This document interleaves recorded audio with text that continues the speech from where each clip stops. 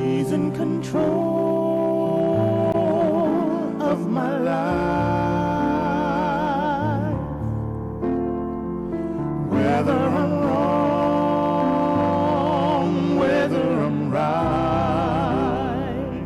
Today I want to share the importance of having a fear of God's authority.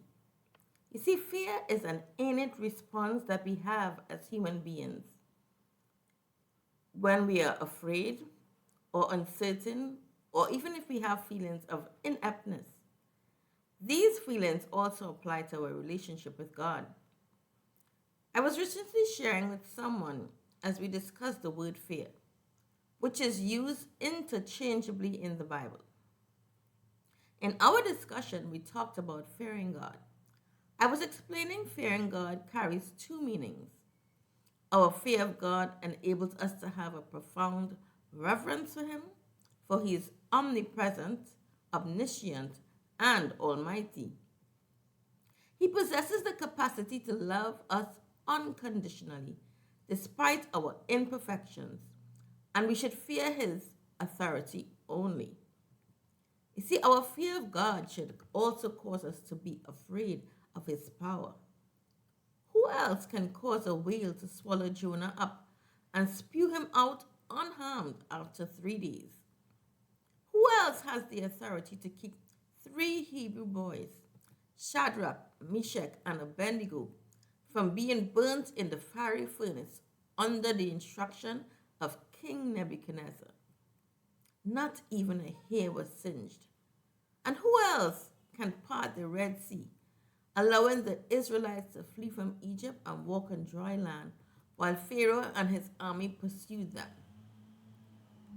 Whichever context our fear of him, it should motivate us to do what is right and pleasing in his sight. Luke 12:5 tells us if our body is killed, he has the authority to throw us into hell. All power in heaven and earth is given to God. Matthew 28:18. That's who we ought to fear. You see, man's power is limited, and so is Satan, as we lack the authority of where our destiny lies. But God is all powerful. Our entire life is in his hands, even after our earthly tent has reached its expiration. So whether we are afraid of his might or we reverence and respect God for who he is, our fear should motivate us to obey and to serve him. Proverbs 9:10 tells us, the fear of the Lord is the beginning of wisdom, and the knowledge of the Holy One is understanding. Having this fear leads to wise decisions derived from following his principles and precepts. It allows us to avoid his wrath and disinheritance, which leads to hearing the words, I know you not, be ye cast into the lake of hell. Revelations 20:14. So today, Lord, we ask you that allow us to have that fear for you, both types that is, as we acknowledge you and your authority. We reverence you today for who you are. Grant us the grace to hear you say, well done, good and faithful servant. Abide with me in paradise.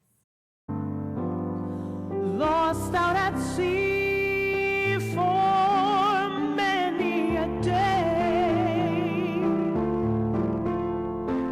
I've been adrift, I could not find my way.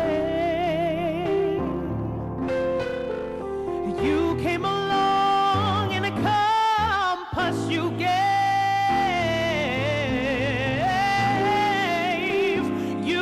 Forgave all my sins. Jesus, my life, he saved. Oh, yes, he did.